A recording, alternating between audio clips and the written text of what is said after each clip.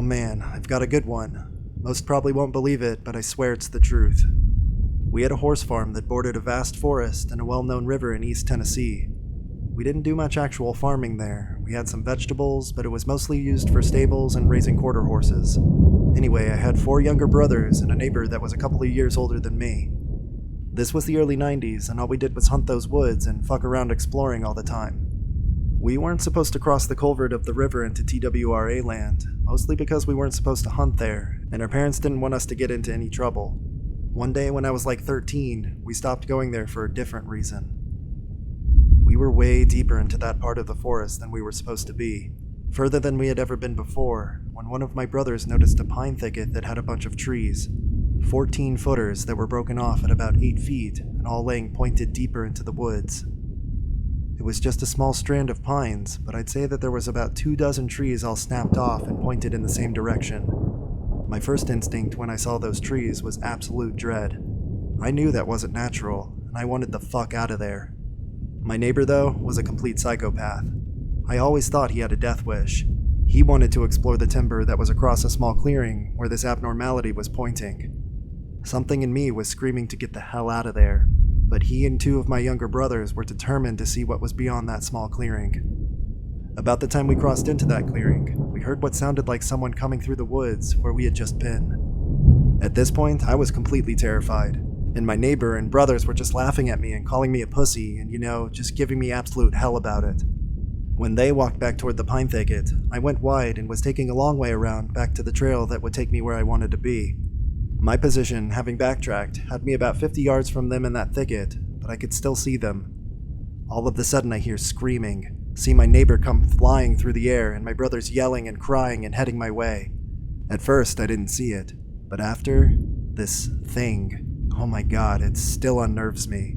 This thing let out a scream that you felt more than you heard. It had to be at least 10 feet tall. It was human looking and covered with jet black hair. At this point, we were all running for our lives, and this thing, it didn't give chase, we think. We ran for what seemed like miles, and when we couldn't anymore, we all collapsed on the ground just on the line of our property. We were all hysterical, but this thing apparently had picked up my neighbor and launched him 20 feet into the air. He had a broken collarbone and everything. As we were composing ourselves, that damn scream again, and it was close.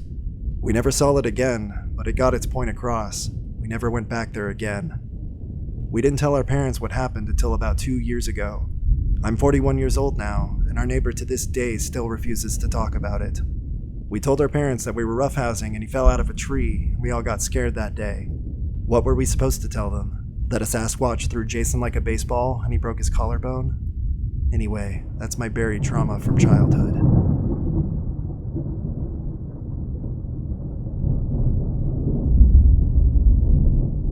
Not in an actual field, but most definitely real, fucking weird and unsettling when you live in the middle of nowhere. I live in a 600-year-old farmhouse in Sweden. Being old as shit, it has its fair share of creepy. Sometimes I hear screaming from the fields and woods, but I assume it's the foxes and wolves that live nearby.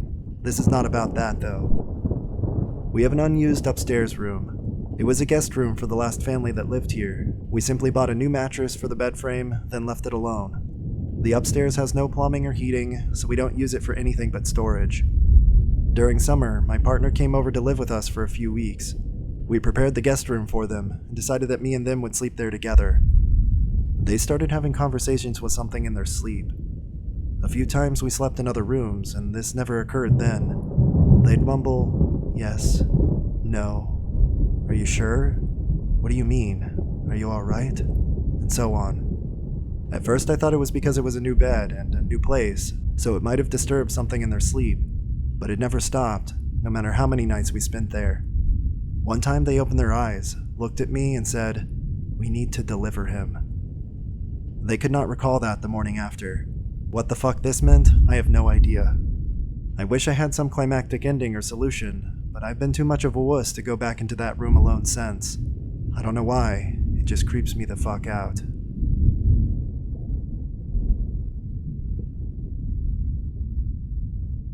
My family had a small farm for many years.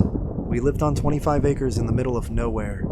The roads weren't paved and turned to deep muddy pits when it rained. For this reason, the school buses never attempted to pick us up near the house. Nope, we had to walk to the nearest active bus stop to be picked up. My siblings' buses came later in the morning, so they had the pleasure of walking to the bus stop after dawn. I did not, and found myself walking alone on pitch-black dirt roads in the winter. To this day, I don't know why I never used a flashlight. This was in a time before cell phones and the internet. On both sides of the dirt road loomed thick, wild forest. Oftentimes, while traveling this road, I'd hear footsteps and a rustle of the bushes. It was always on the left side for unknown reasons. Occasionally, while I was engrossed in trying to figure out what this sound was, I would walk face first through a gigantic spider web that spanned from one side of the road to the other. I'd freak myself out wondering how huge that spider must have been. Most mornings, I would get this feeling that someone or something was walking beside me in those woods.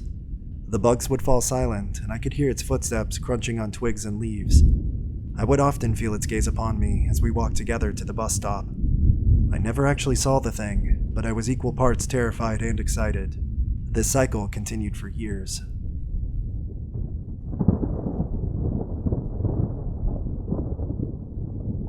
I was about 11 when this happened.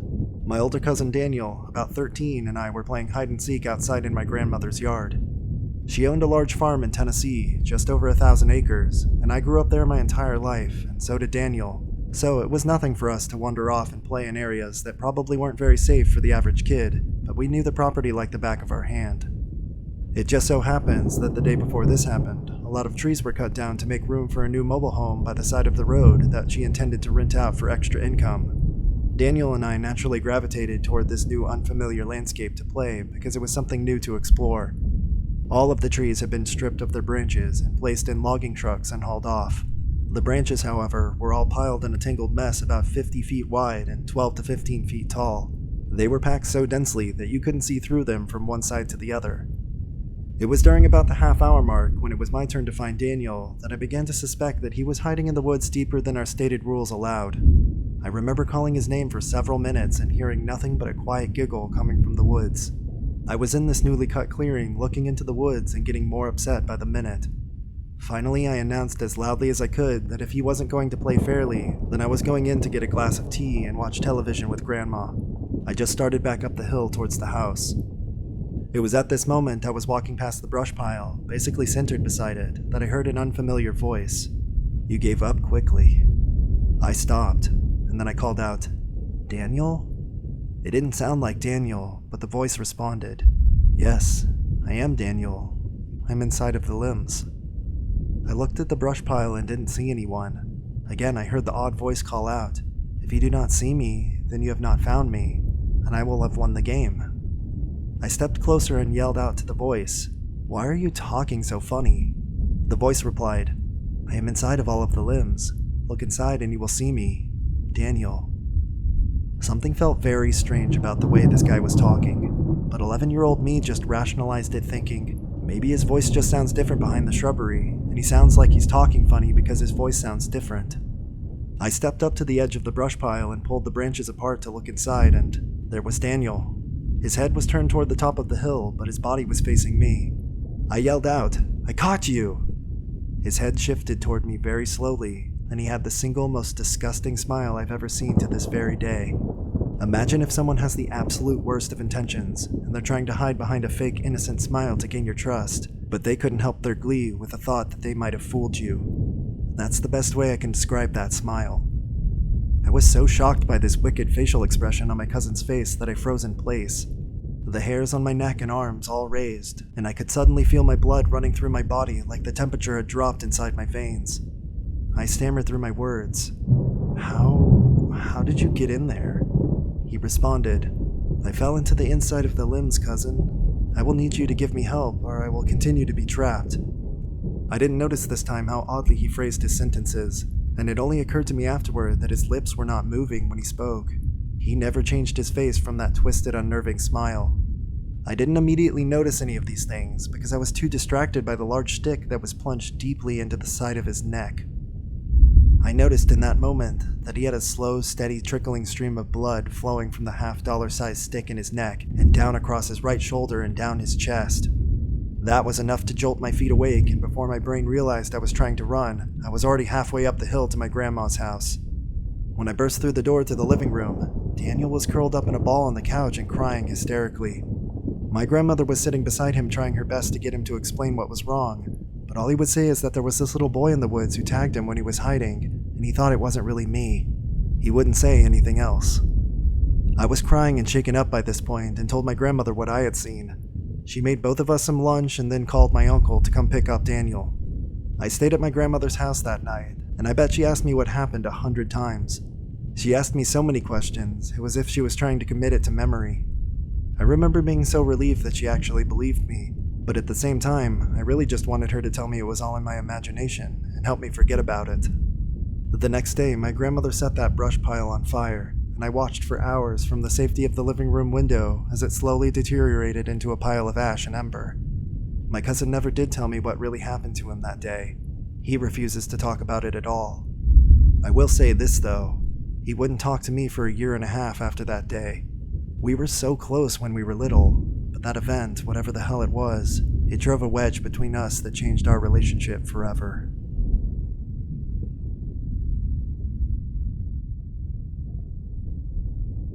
The scariest thing was I was on my way home from being out of town one night, and my dad called and asked if I could shut some irrigation valves off. It was basically like shutting off a water faucet at the start of each row. Usually we ran like 20 to 30 at a time. I didn't have a flashlight, so I just pulled my pickup up to the first valve and shut them off by the light from my headlights. I get about halfway down when it goes kind of dark. I whip around to notice something tall enough to reach the headlights completely block out the passenger side light. And just as I caught it, it crossed over to block the driver's side light before moving along. It was like 3 seconds in all and never made a sound. I talked myself into it being a big coyote. The most unnerving thing was actually in broad daylight planting trees with my dad. We farm along a river, and a group of stray dogs were attacking something in the water at a distance. We've had our dogs attacked a few times, and my mom falls to pieces each time, so it caught my attention pretty quick, thinking it might be one of our dogs being drowned. I banged on the side of the truck and yelled at my dad to reverse up the riverbank, which he did. I get close enough to throw a decent-sized rock at the dogs, which eventually causes them to scatter. The poor dog that was getting attacked kinda struggled over the bank opposite of me and jumped about 10 feet away, and it wasn't a kind of dog I've ever seen. It rises out of the water and partially stumbles into a bush before pausing and looking back at me. It's completely hairless, about chest high, almost like a dog with mange or something, but it has very spindly, undog-like legs, like a deer. Somewhat of a dog's head, but the proportions were all slightly off, like it had a big rectangular snout, much too block-shaped for a dog. It had big ears that stood up straight like an alert dog, but just a little too big to look natural. It stumbled into some thicker brush, and I jumped back into the truck and my dad and I both just kinda said, "What the fuck was that?" He got onto a big chupacabra kick for like 2 months after that, which I admit, some of the depictions do kinda look like what we saw. But really, I still have no idea what it was. I think it was just something sick and mangy enough. I couldn't quite recognize it though.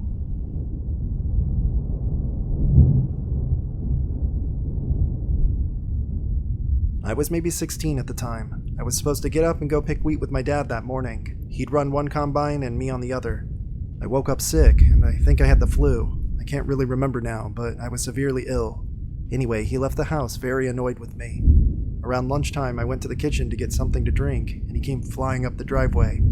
I walked outside, and his head was covered in blood, and he was holding his eye. I said something along the lines of, "Oh my god, let's go, I'll get you to the hospital," and he just shouted at me to go get my mom. What happened was that he tried to climb around the cab to reach the platform on the other side and clean the fan screen off instead of getting down off the machine and walking around. He fell head first, and the corner of his eye landed square on a steel auger finger. It cracked his orbital socket and left a huge gash on the side of his head, a fraction of an inch the other way, and it would have ended much differently. He had plastic surgery to repair the damage to the side of his face, and it's barely noticeable now. I always pictured him out there being angry I wasn't there running the other combine, being in a hurry because of it, and trying to save 30 seconds of time. I still feel bad about it, but also pissed that he let his frustration nearly kill him.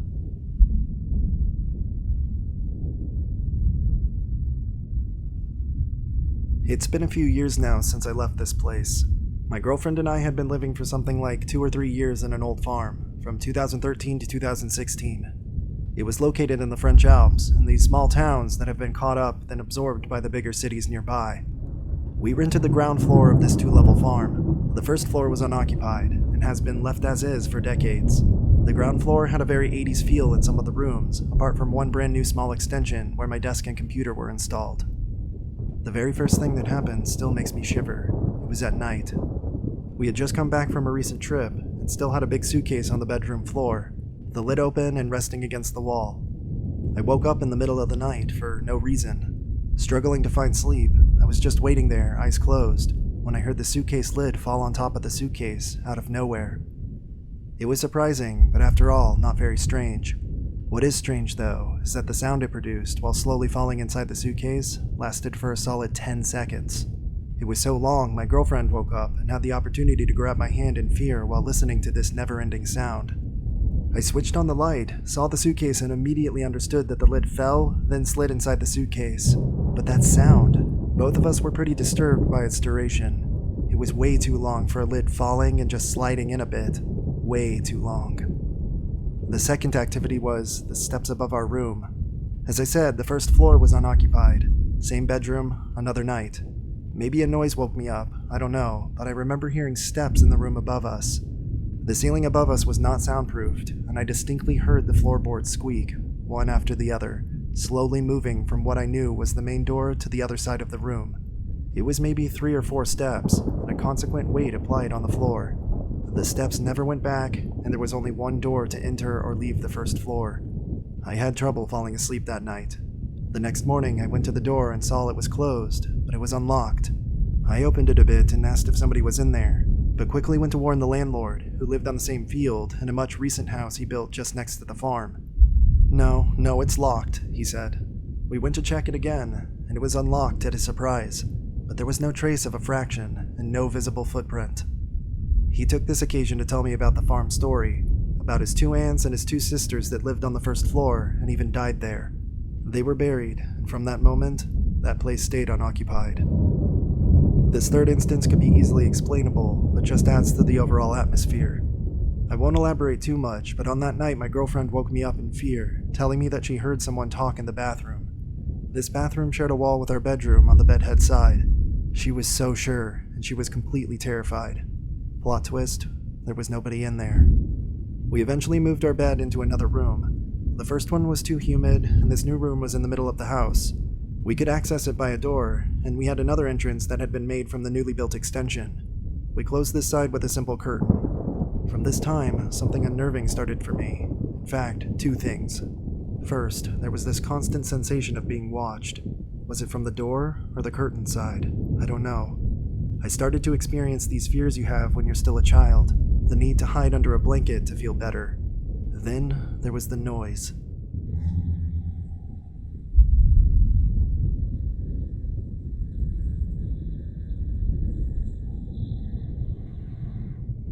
Just how many times did I wake up at night to the sound buzzing around? I checked everywhere. Hot water balloon, fridge, the floor, the walls, the ceiling, the TV, even with the electricity switched off. It came from nowhere and was just everywhere. My girlfriend could not hear it, and it drove me insane, but it was only at night. The most strange thing is still to come, though, and it happened in the evenings. I used to come home from work around 6 p.m., my girlfriend arriving much later, between 7 and 7:30. Most of the time, I was geeking or working on the computer while waiting for her to come home, or cooking in the kitchen. As I said, it was an old farm. The computer was in the recent extension, a room adjacent to the main room. To go to the main door, I had to leave the extension and into the main room, which consisted of a living space and a kitchen, and the entrance door being in the kitchen. I can't tell you how many times I heard the front door clack while I was on the computer. This clack sounded like what a door can do when you close it without using the knob, just by pushing it. The very first time, I thought, hey, my girlfriend's home, and just saved the game, shut down the computer, and entered the main room to see. Absolutely nobody.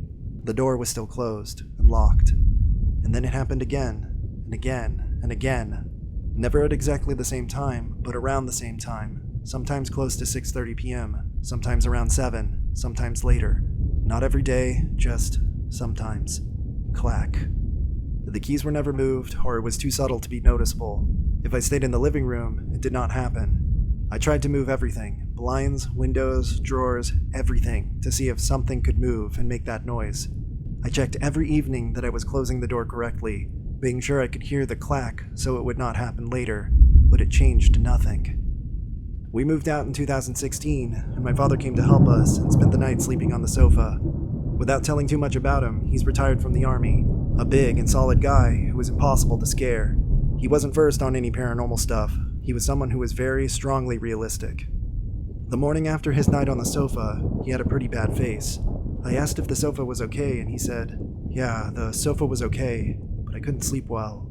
I had this sensation that someone was watching me all night." Him saying that really shook me, and it would have shocked anyone knowing him. Well, we packed up our stuff and left that house and never heard about it again. That was until about 6 months later. I received a random phone call one day by someone registered as House Visit 3. Before moving out, the landlord gave my number to the people coming to check on the house to rent it. Maybe 4 or 5 couples came to check. I saved the phone numbers each time. So, this House Visit 3 person called me. "Hey, it's me." I don't really remember her name. I'm calling because, well, I'm sorry, it's kind of strange. My boyfriend hears some sounds at night in the house, and I wanted to know if you heard them too, and if you know where they come from, because I can't hear them myself. I laughed inside, but not a real laugh. I explained to her what I used to hear at night, only the sound, because I think that's what she was talking about. I told her, sorry, I never found the origin, my girlfriend couldn't hear it either. We joked for a bit, and that was it. I never heard anything again about this house.